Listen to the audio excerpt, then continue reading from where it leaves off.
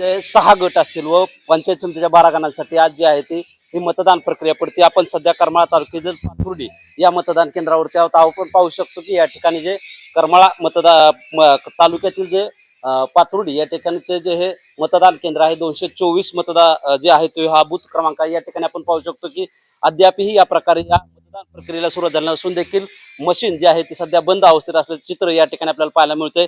यामुळे कुठल्याही प्रकारची मतदान प्रक्रिया जी आहे ते या मतदान प्रक्रियेवरती सुरुवात झाल्याची पाहायला मिळते।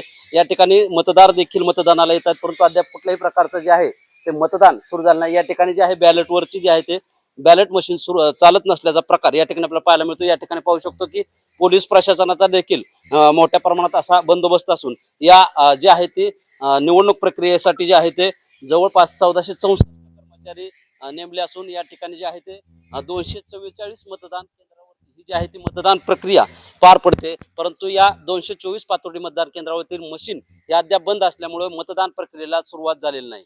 शीतल कुमार मोठे, TV9 मराठी, करमाळा, सोलापूर।